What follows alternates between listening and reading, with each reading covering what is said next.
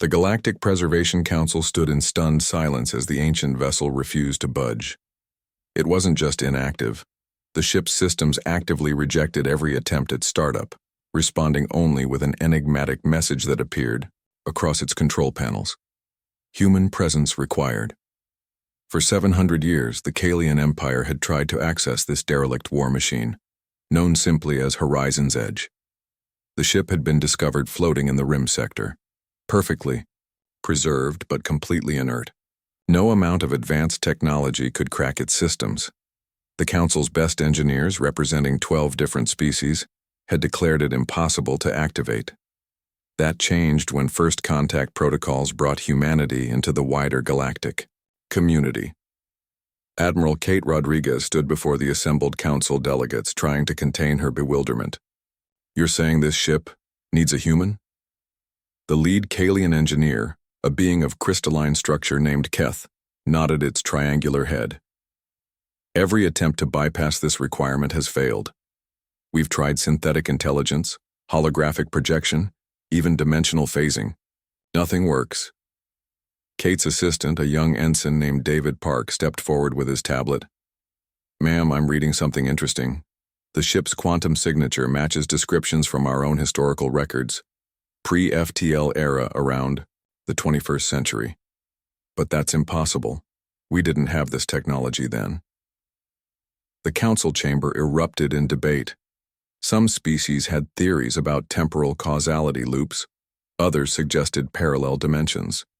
Kate listened quietly, her mind racing. If this ship really was from Earth's past, how did it end up here? "Permission to board," she stated rather than asked. Keth hesitated. "The structural integrity is sound. But Admiral, we don't know what. I'm going aboard."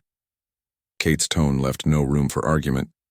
The docking corridor extended with mechanical precision, ancient but functioning perfectly. Kate and David suited up, though atmospheric readings showed the interior was remarkably Earth standard. As they passed through the airlock, every system they touched sprang to life, responding eagerly to their presence. The command deck took her breath away.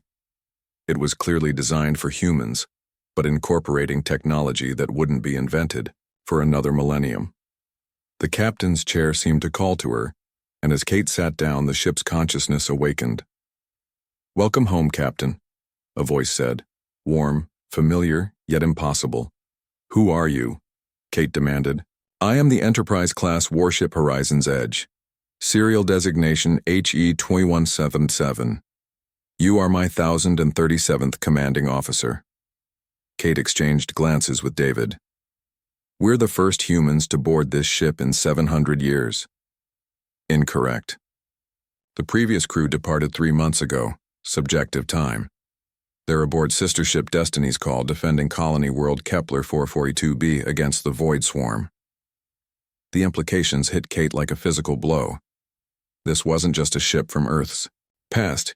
It was from their future, caught in some kind of temporal loop. "Show me the crew roster," she commanded. Holographic images filled the air, hundreds of humans from various time periods and backgrounds, all serving together across multiple vessels.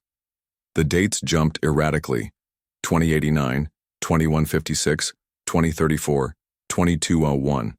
It was as if time itself meant nothing to these ships. "Explain," Kate ordered. "The Horizon fleet exists outside standard temporal flow. When humanity reaches the stars, they discover the price of galactic peace, species like the Void Swarm that consume entire civilizations. Standard defensive measures prove inadequate. Through quantum archaeology and temporal engineering, we retrieve our worthiest defenders from across human history, when their absence won't damage the timeline." David was rapidly taking notes. "So this ship, it's been fighting a war we don't even know about yet?" "Correct. And now, Admiral Rodriguez, you face a choice. Return to your time, or join the fleet that protects not just humanity, but all sentient life in this galaxy." Kate stood, pacing the command deck. Through the viewports, she could see the assembled fleets of the Galactic Preservation Council, representing thousands of worlds, millions of species, all unified in their quest for survival. What happens if I say no? The ship returns to dormancy. We have protocols for failed recruitment. Time remains fluid. Someone else will always answer the call. Kate thought of Earth, still taking its first steps into the cosmic community. She thought of the responsibility that had just been placed on her shoulders, defending all life across time itself. David, she turned to her ensign, contact Earth Command, request volunteers for Project Horizon. Full disclosure, this isn't just a mission. It's joining a fight that spans all of human existence. As David began transmission protocols, Kate returned to the captain's chair. The ship hummed with anticipation. Horizon's Edge, plot a course for Kepler 442b. Let's go help. Our people. The crew positions materialized in holographic displays waiting to be filled.